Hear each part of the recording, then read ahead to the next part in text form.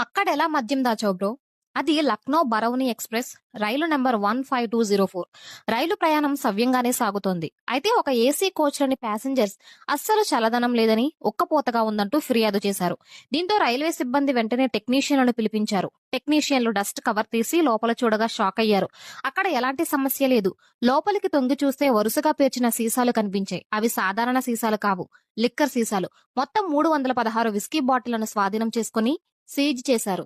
వాటిలో 256 officers choice bottle, 60 after dark blue whisky bottles ఉన్నాయి. మొత్తం 57 లీటర్ల అక్రమ మద్యాన్ని రైల్వే పోలీసులు స్వాధీనం చేసుకున్నారు. విచారణలో రైల్వే ఉద్యోగి ఒకరు ఉత్తరప్రదేశ్ నుంచి బీహార్కు ఇలా అక్రమ మార్గంలో మద్యం రవాణా చేస్తున్నట్లు తెలిసింది.